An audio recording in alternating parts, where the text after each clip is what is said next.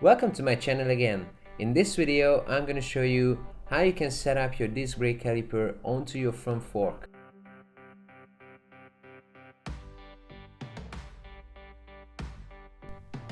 Now mount the caliper using the bolts.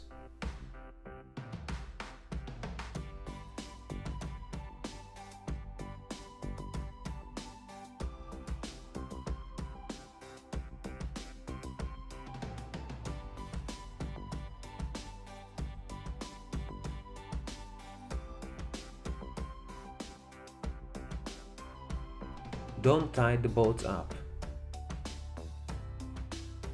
Pull the brake levers.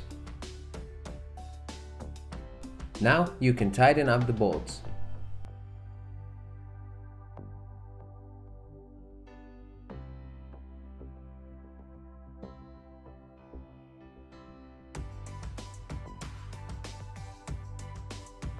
Now your caliper should be centered. Just spin the wheel, test it, and if you hear any noises coming from the caliper, repeat this operation. I hope you guys enjoyed this video. Please subscribe and hit that like button, and have a nice day.